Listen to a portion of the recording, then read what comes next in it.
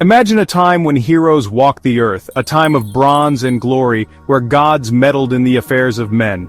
This is the age of heroes, the age of the Trojan War. The story begins, as many great tragedies do, with a woman. Helen, wife of King Menelaus of Sparta, was said to be the most beautiful woman in the world. When Paris, a prince of Troy, stole her away, it ignited a fire that would consume a generation.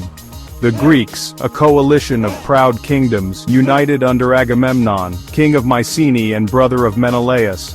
They set sail across the Aegean Sea, 1,000 ships strong, to reclaim Helen and visit fiery vengeance upon Troy.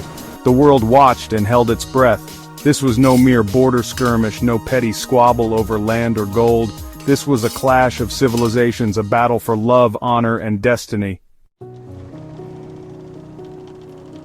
The seeds of war were sown long before the first ship set sail. It began at the wedding of Thetis, a sea nymph, and Peleus, a mortal king. All the gods were invited, except Eris, the goddess of discord. Insulted, Eris threw a golden apple into the wedding feast. The inscription read, "For the fairest." Hera, Athena, and Aphrodite, the most powerful goddesses, each claimed the apple as their own. Zeus, king of the gods, wisely refused to judge. He instead assigned the task to Paris, a young prince of Troy. Each goddess offered him a bribe: Hera, power over nations; Athena, wisdom and victory in war; Aphrodite, the love of the most beautiful woman in the world. Paris, blinded by desire, chose Aphrodite. His prize, Helen, queen of Sparta. The die was cast, the fate of Troy was sealed. The Greek army was a sight to behold. 1,000 ships disgorged warriors onto the plains of Troy. Leading them were heroes whose names would echo through history. Agamemnon, the High King, commanded the largest contingent. He was a powerful and ambitious ruler, but pride would prove his undoing. Menelaus, his brother, was driven by a thirst for vengeance and the desire to reclaim his stolen wife. But the greatest warrior of them all was Achilles. Swifter than a stag, stronger than a bull, his very presence on the battlefield instilled terror in the hearts of men. His rage, however, would prove as dangerous to the Greeks as it was to their enemies. The Trojans were no less formidable. Their king, Priam, was a wise and just ruler, beloved by his people. His son Hector was a noble and courageous prince, the shield of Troy. He knew the odds were stacked against them, yet he fought with the tenacity of a lion defending its den. And the gods? They watched from Mount Olympus, their alliances divided, their powers influencing the course of the war. Zeus, though officially neutral, often favored the Trojans, guided by the wishes of his wife Hera, who still resented Paris's choice. Athena, however, sided with the Greeks, her wisdom and strategic mind proving invaluable. For 10 long years the war raged. The Greeks besieged Troy, their ships forming a wall of wood and sailcloth along the coast. The Trojans, sheltered behind their impenetrable walls, defended their city with unwavering resolve. Battles raged across the plains. The clash of bronze on bronze, the screams of the wounded, the smell of blood and fire filled the air. Heroes rose and fell. Diomedes, Ajax, Sarpedon, their names etched in legend through deeds of valor and sacrifice. Paris, handsome but cowardly, preferred the company of Helen to the dangers of the battlefield. He fought only once, in a duel against Menelaus, a duel he would have lost had Aphrodite not intervened, whisking him away to safety within the walls of Troy. The siege dragged on. Disease and despair began to eat away at the morale of the Greek army. Achilles, angered by Agamemnon's arrogance, withdrew from the fighting, taking his myrmidons with him. His absence was felt keenly, for without him, the Greeks seemed destined to remain forever at the foot of Troy's unyielding walls. The war took its toll on both sides. Heroes fell, their deaths mourned by their comrades and celebrated by their enemies, but no death was so keenly felt, so impactful on the course of the war as the death of Patroclus. Patroclus was Achilles' dearest friend, closer than a brother. When he was slain by Hector, the grief and rage that consumed Achilles knew no bounds. He swore vengeance, a terrible, earth-shattering vengeance upon Hector and all of Troy. Returning to the battlefield, a whirlwind of fury, Achilles cut a swathe through the Trojan ranks. He hunted Hector down, and in a duel that shook the very foundations of the earth, he killed the Trojan prince. To desecrate his enemy further, he dragged Hector's body behind his chariot, circling the walls of Troy in a spectacle of savage triumph. Achilles' victory, however, was short-lived. The gods had decreed his fate. Guided by Apollo, Paris fired an arrow that found its mark in Achilles' heel, the only vulnerable spot on his body. The mightiest warrior of the Greeks fell, his death a harbinger of the tragedy that was to befall both sides. With Achilles dead, the Greeks despaired. They had been fighting for 10 long years, their ranks depleted, their spirits broken. Troy, however, though weakened, remained unconquered. It seemed the war would drag on indefinitely, a stalemate of blood and sorrow. It was then that Odysseus, the cunning king of Ithaca, devised a plan.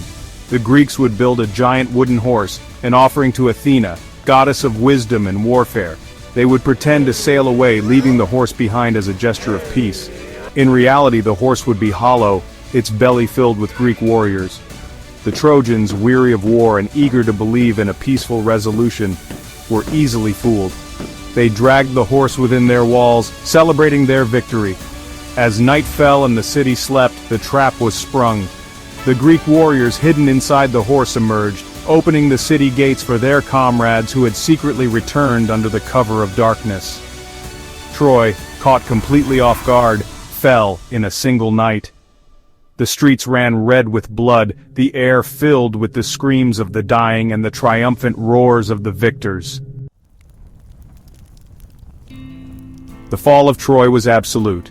The city was sacked and burned, its men slaughtered, its women and children taken as slaves.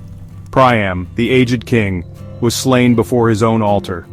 Helen, the cause of all this suffering, was taken back to Sparta by Menelaus. The Greeks had won, but their victory was bittersweet. They had achieved their objective, but at a terrible cost. Thousands lay dead, heroes and common soldiers alike.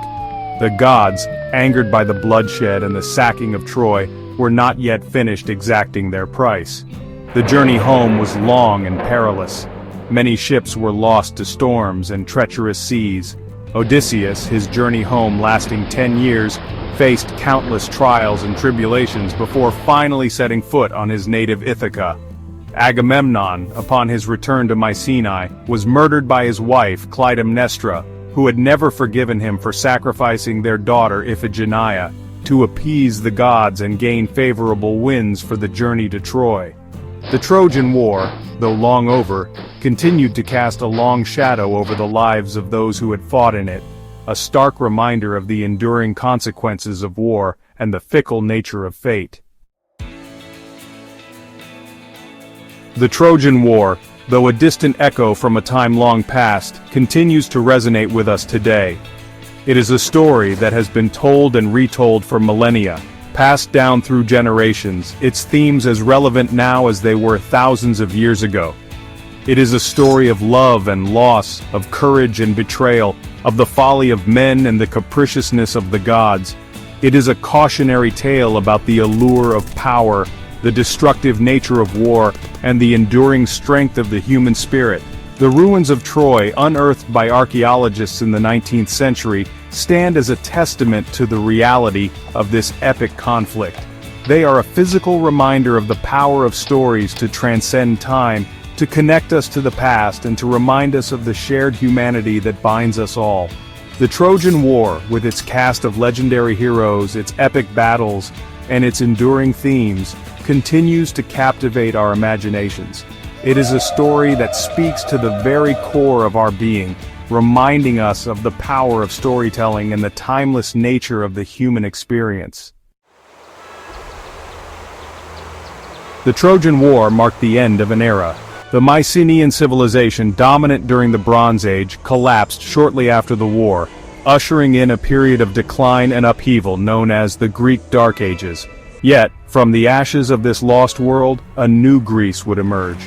A Greece that would give birth to democracy, philosophy, and some of the greatest works of art and literature the world has ever known. The Trojan War, though a tragedy in many ways, also served as a catalyst for change. It shaped the course of Western civilization, its legacy woven into the fabric of our culture, our art, and our understanding of the human condition. The heroes of the Trojan War, both Greek and Trojan, continue to inspire us with their courage, their determination, and their capacity for both great love and great sacrifice. Their story, passed down through the ages, reminds us that even in the darkest of times, the human spirit can endure, overcome, and ultimately triumph.